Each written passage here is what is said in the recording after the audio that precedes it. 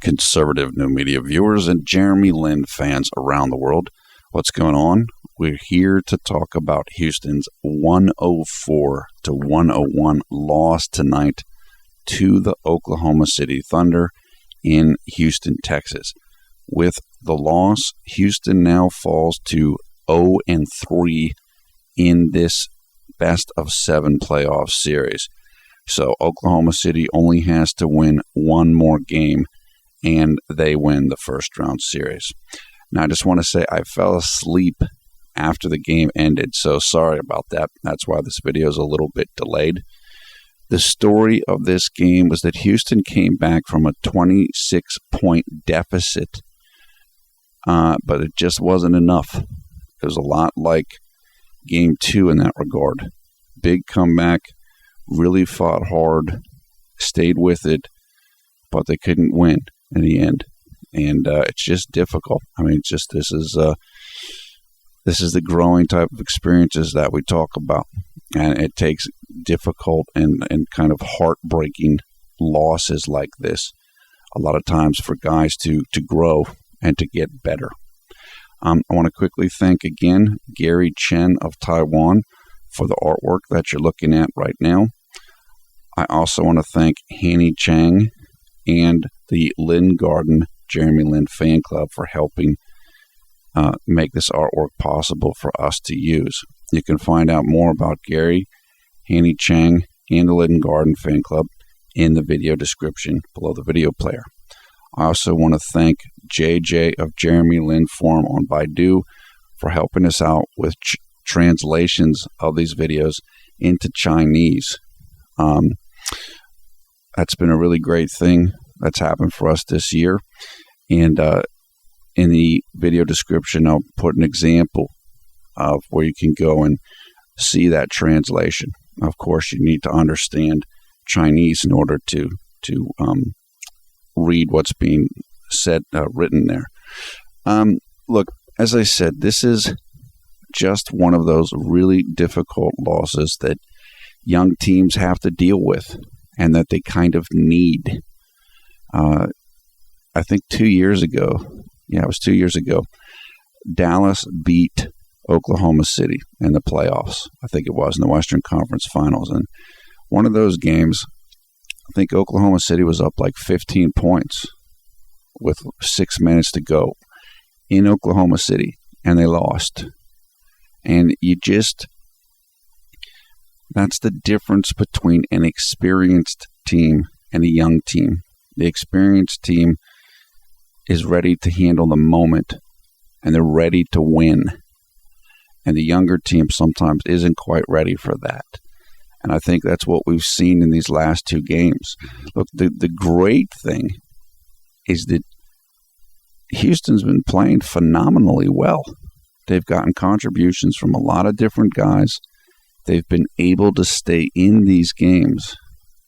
And, they're in a position to be up 2-1 in this series.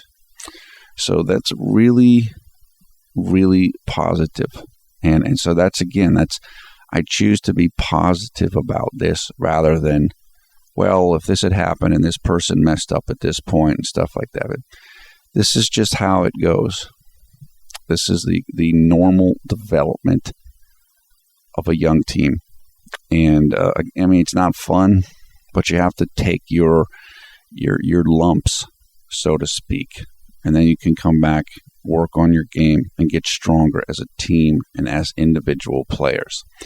Now, Russell Westbrook missed this game. This was the first game that he missed in this series because of the knee injury that he suffered in Game 2 on the play with Patrick Beverley, where Patrick Beverley tried to steal the ball when Westbrook was going to call timeout.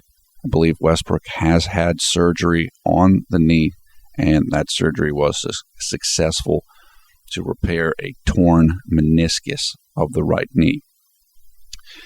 Jeremy was playing hurt in this game. He was playing with the chest contusion that he suffered in Game 2. And it was very questionable whether or not Jeremy was going to play in this game.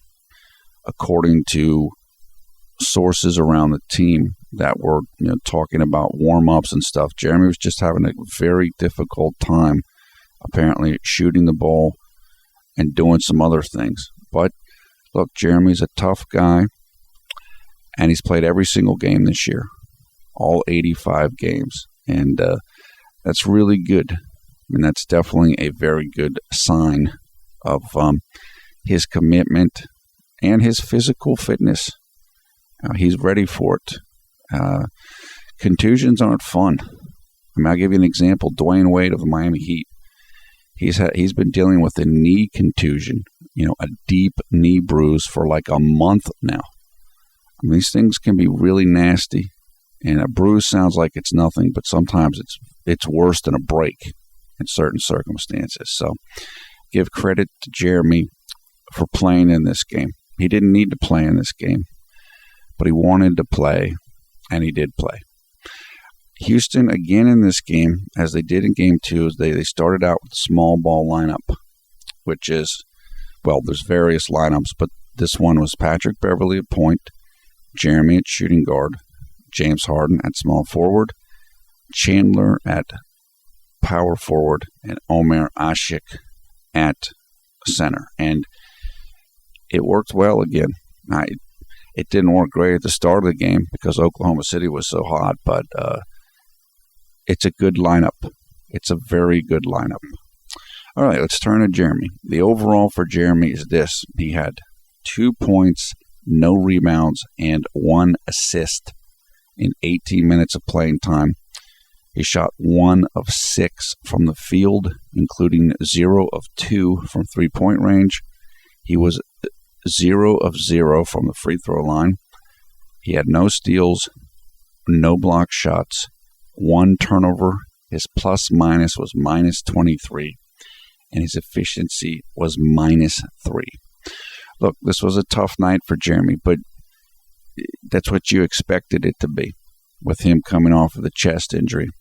His shot wasn't really on, and he couldn't do very much else. Because he was hurt, he wasn't really able to be as aggressive as he wanted to be on his drives and just in his all-around play. And I think McHale rested him more because he needed more aggressiveness. So it wasn't he's mad at Jeremy or any of this type of stuff. It's just Jeremy was hurt. And so you have to go with guys that aren't hurt when you need certain things. So, again, I have no problem with what McHale did in this game, particularly as regards Jeremy. Just he got hurt. I mean, that's what happens. I think that the team overall did great under the circumstances. Look, this team is, as I said, San Antonio's lucky they didn't have to play Houston. Really lucky. Houston's full of fight. They're talented. They can shoot. They're mentally tough. And they almost won this game. They almost beat the Thunder again. The problem in this game was that Houston allowed the Thunder to set the pace early. Instead of Houston coming out with a chip on their shoulder like we should have beat you in Game 2, instead the Thunder came out with a chip on their shoulder with like, no, we're much better than you. Forget about Game 2, and we're mad about Russell Westbrook getting hurt. So the Thunder had the emotional advantage, and I think Houston believed they were going to have the emotional advantage, but it's not that simple. You still have to come out and play, and they weren't ready to do that. And that's, again, another thing for a young team to learn from, and they will learn from this. However, I believe no team in 130 or so series in the NBA has ever come back from a 3-0 deficit. And I don't think Houston's going to be the first one to do that. Hopefully they can win Game 4 and not get swept. But it's going to be much more difficult now to try to, actually have any prayer of winning this series. But it's okay. It's like I said, they weren't supposed to win this series. They weren't supposed to be in the playoffs. So you have to take what you can, get out of it, and keep going. Jeremy did start the game, and if you watched the game, the crowd was wearing the white out shirt. Just everybody was wearing white, to kind of have a color effect on television. It just has it's like a sea of white, and it looked pretty cool.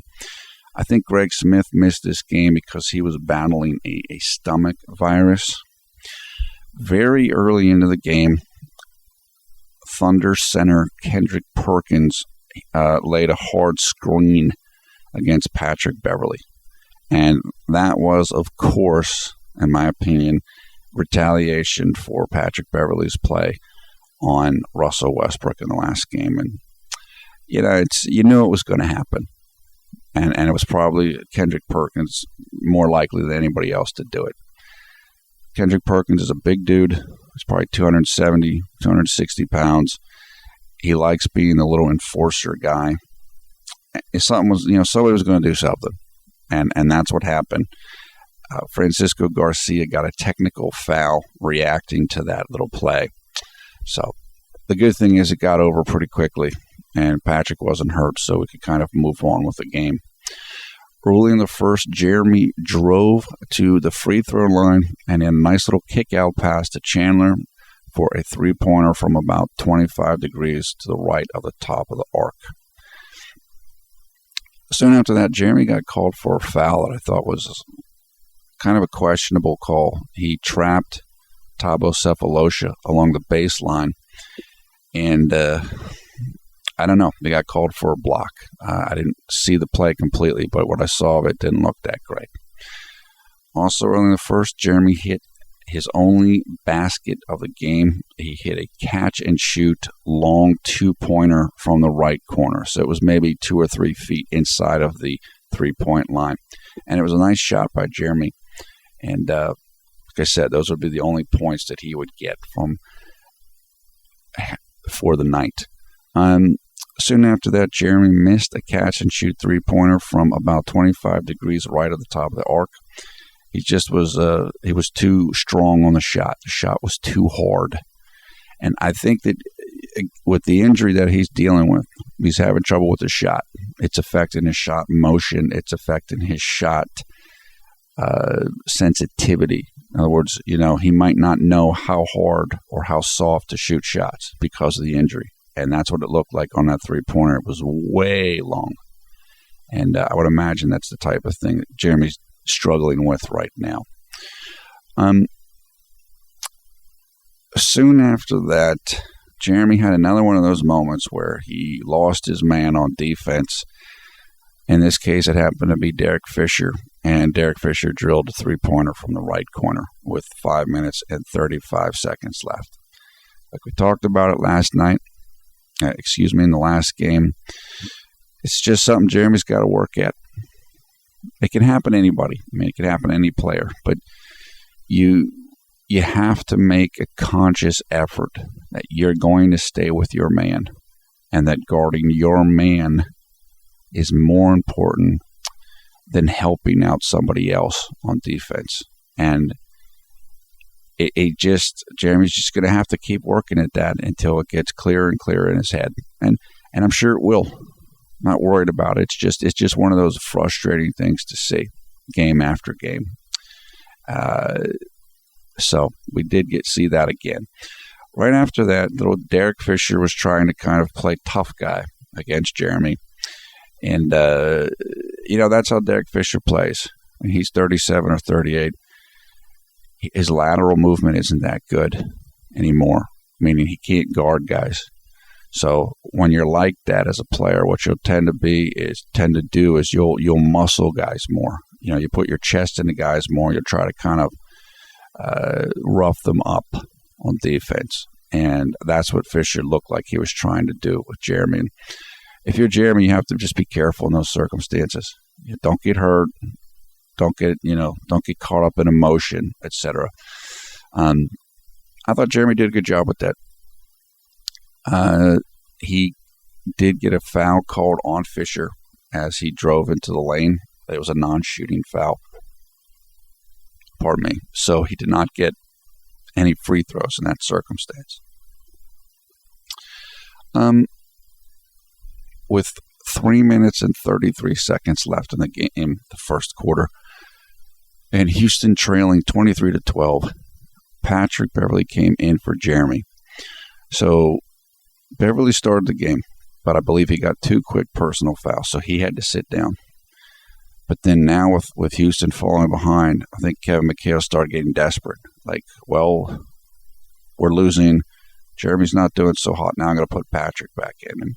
And, again, I don't – and, it was a good time for Jeremy to get rest. I mean, it's the usual near the end of the first quarter rest. But as I said, I don't have a problem with what McHale was doing here. He was just trying to do anything, and nothing was working. So they showed Jeremy on the sideline after he went to the bench, with an ice pack underneath wrapped around ace bandage tape. And that's typical for athletes. They want to ice a certain part of their body. They'll wrap the ice around in ace bandages. And so Jeremy had that. It looked like almost he was icing his right shoulder, but I guess it was kind of his right upper chest. The sideline reporter, Sam Ponder, said at that moment that Jeremy had been wincing every time he was doing a shot in warm-ups. And I actually did turn on the sound because I knew they'd be talking about Jeremy. So I wanted to hear what had been said and what was being discussed in terms of him and how he was looking with warm-ups and stuff. So clearly the chest was bothering him, and not really a surprise. Patrick Beverly got his 3rd personal foul with 2 minutes and 31 seconds left in the first quarter. So he came in for about a minute, and then he had to come back out again because he got too many personal fouls. And so Jeremy came back in with 2 minutes and 31 seconds left. It's too bad that the game was as it was, or that Jeremy was hurt, because he was in a really good spot to showcase what he could do in this game with Westbrook out and Patrick Beverly hurting, but he just couldn't do it.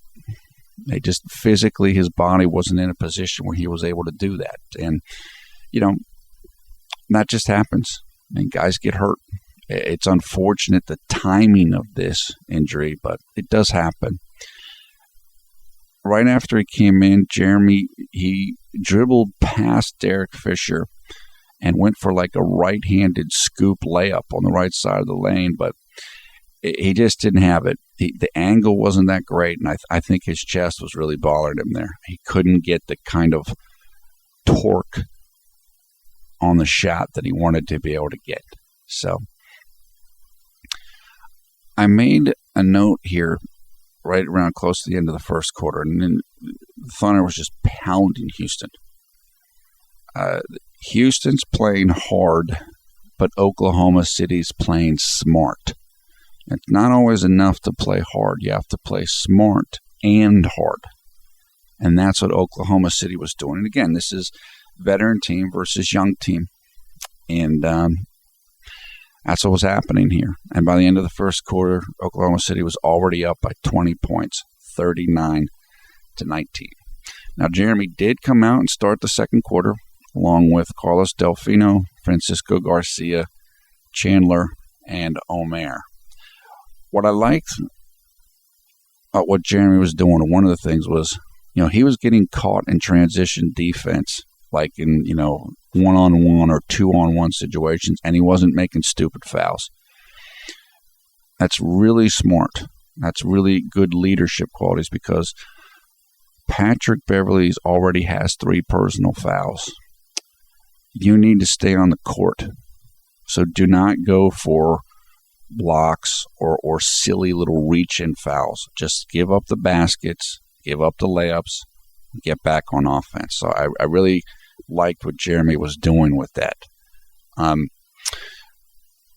Soon after allowing Oklahoma City to score in one of those plays, Jeremy had a circumstance which was a lot like Russell Westbrook's circumstance in the last game. He dribbled the ball in the front court.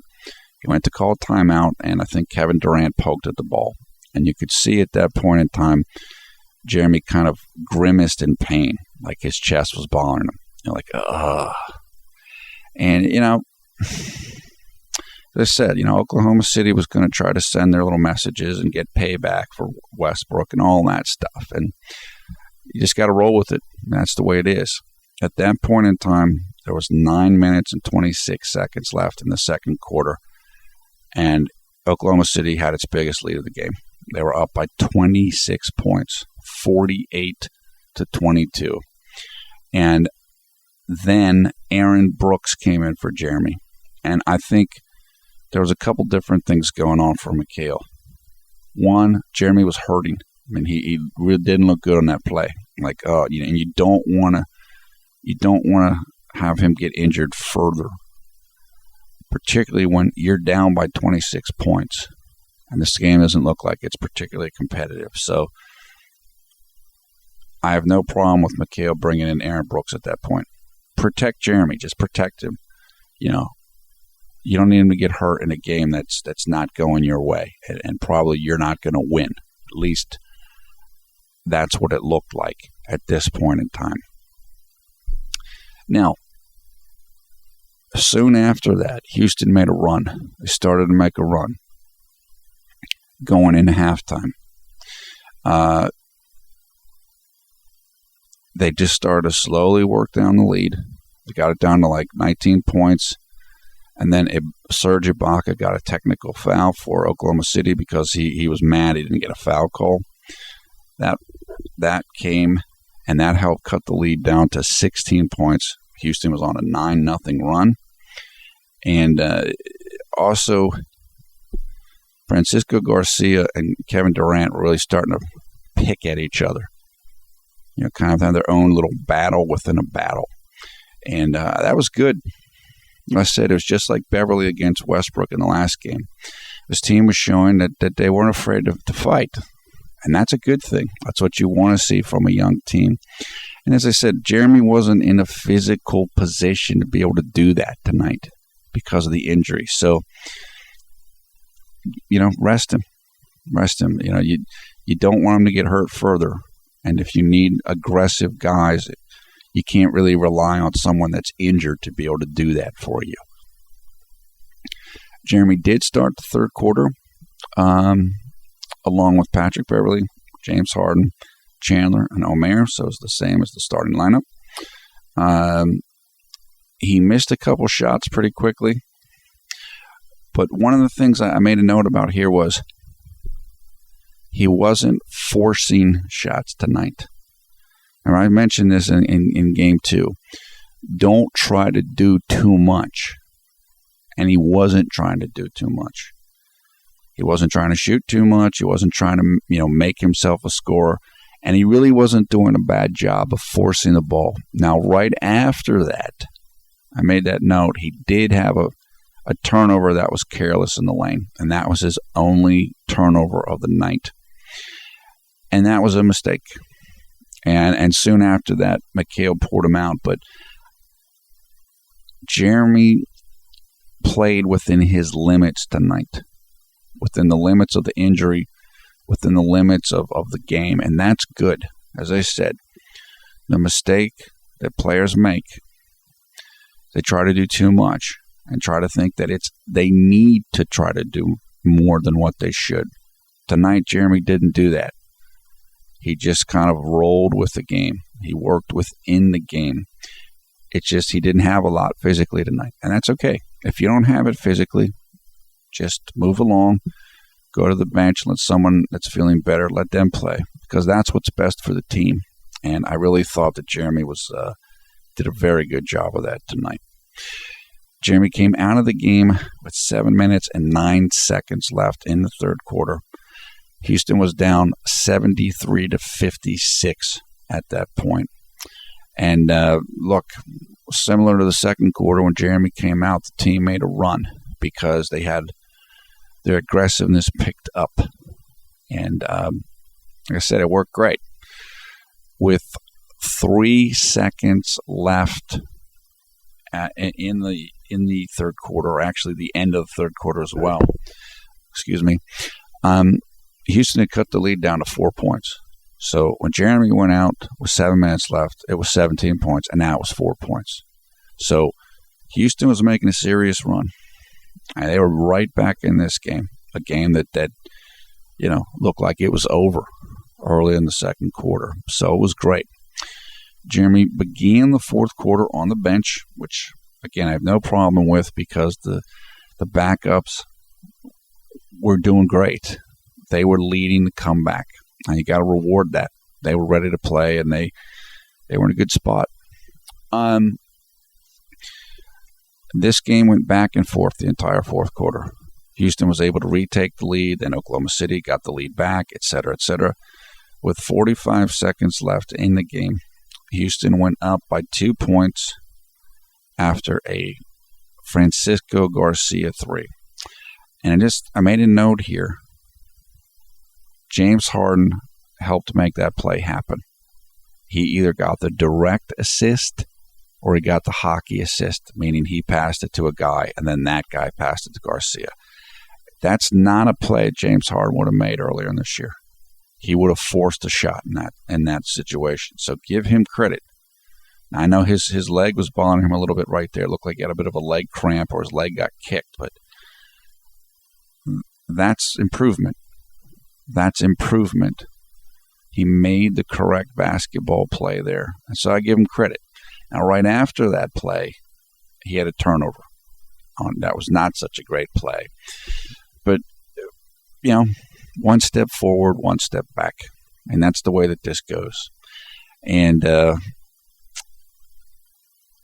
that point, when Harden had a turnover, and then I think Oklahoma City came down and scored, and that made it 104 to 101 with very little time left. And that ended up being the final score.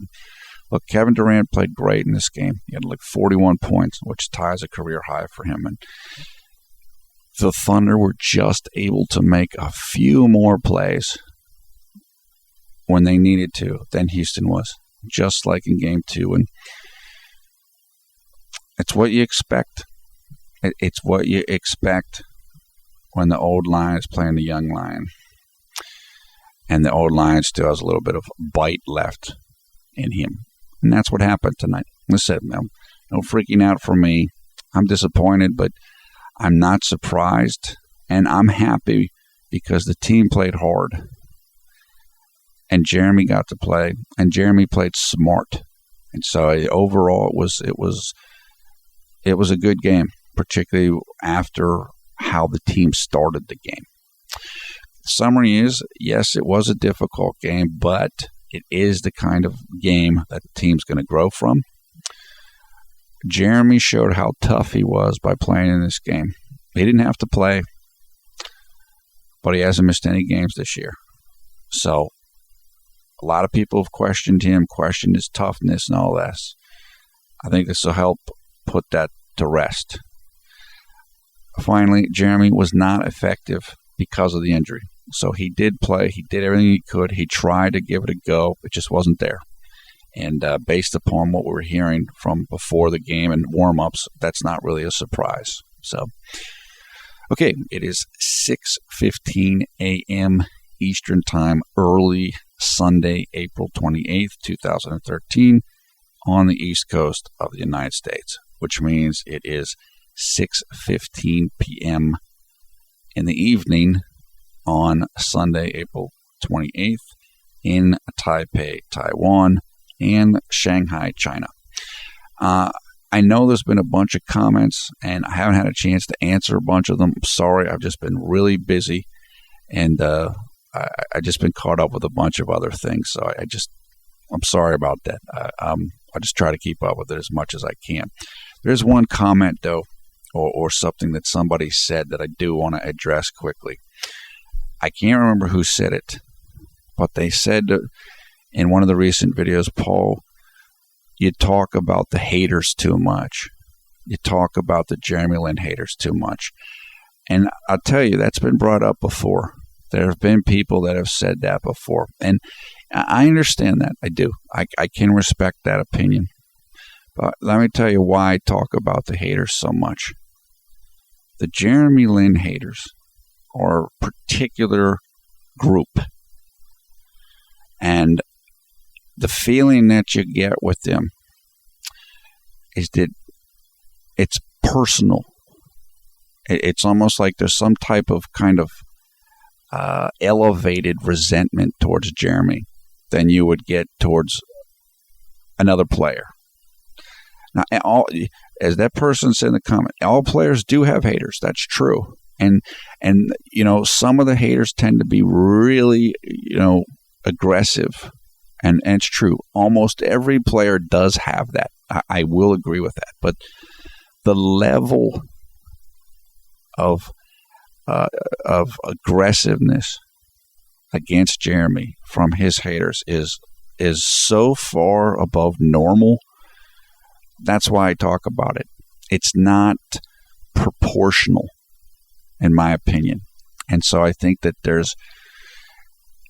to understand Jeremy and to understand Lin's sanity and to understand the global impact of him and his game and what he means for basketball globally, what he means for the NBA globally, I think you need to be aware of the haters because they're part of the storyline and they help to kind of fill in the gaps of Jeremy's story. Look, we've talked about it before. David Stern's talked about it in 60 Minutes about, Jeremy not getting Division I scholarship. There's a whole bunch of angles to Jeremy's story. Whether it's, people just hating on him or whether it's people thinking he's not good enough or whatever. And so I just think that's an important part of his story all the way around. Look, it's not fair, right? I mean, Jeremy never asked for the haters. And, no player asks for the haters, really, unless they're trying to be a bad guy. But I don't think you can really appreciate what Jeremy is as a player and what he means as an icon unless you grasp where his haters are coming from and what their motivation might be. So that's why I talk about it. And let's be honest, look, a lot of haters are bullies. They don't want him to succeed. And we're going to fight that. We're going to fight that. We're not just going to be like, oh, okay, yeah, Mr. Hater. Okay, yeah, you win. No. If you know anything about me and this channel by now, I'm not like that. We're not like that. Now, we're respectful and stuff, but, you can't let people push you around. And the haters can't dictate how Jeremy is covered, how he's perceived. And so I don't want to talk about him a whole bunch. But there are specific times when I know the haters are going to go crazy. And that's when I talk about him, to kind of counter what they're going to say and to warn other people. To warn other Lin fans, look, the haters are going to be going full force now, so don't listen to it. Don't pay attention to it. And that's why I bring them up. And the reason why I did a video about the haters the other day was because this is their last stand. Jeremy has answered everything this year, everything, but not the playoffs yet. And so if he struggles in the playoffs, haters are going to come full force. And I knew that. And that's why I made a video about it, to kind of alert other fans and to kind of redirect that discussion and what was being said about Jeremy, which was just ridiculous. Just so pathetic. It's embarrassing, but not unexpected. And so again, we will discuss the haters as it warrants. When it needs to be brought up, we'll bring it up. That's what we do. That's why we're here, or part of the reason why we're here. As I said, I can get upset or lose my patience with other Lin fans, but I have 100 times less tolerance for Lin haters. So, that's part of what we're going to do. Okay, your comments below, thumbs up, thumbs down on this video. We'll include information in the video description below the video player for game stories, game highlights, box score of the game, and also information so you can come and join the CNM Facebook group, which has over 2,500 members and growing all the time. I am Paul F. Villarreal, the NBA expert. Thanks for watching Conservative New Media. We strive to be the #1 JeremyLin YouTube fan channel. Now, Game 4, possibly the final game of this series and of Jeremy's season, is coming up in the United States on Monday, April 29th, 9:30 p.m. Eastern Time, and it's going to be covered on TNT in the United States. So that game's going to take place Tuesday, April 30th, 9:30 a.m. in Taipei, Taiwan, and Shanghai, China. Look, I don't know how much better Jeremy's going to get before that game. Hopefully he can feel better, rest up. Hopefully the team is ready to go out and give another performance like they did in the second half of tonight's game. I don't know. I'm not sure how it's going to work out. We will find out soon. We'll find out pretty quickly. So whatever happens, I'm proud of this team. They've exceeded all expectations. You can see the potential in them. You can see how good they can be and what they're going to be as long as they continue to work individually and work as a unit. So I'm very satisfied with how things have gone. And we'll see. We'll see what happens here coming up in Game 4. So that's it for now. Hope everybody's having a great day or great night wherever you are around the world when you watch this video. Take care. We will talk to you again soon.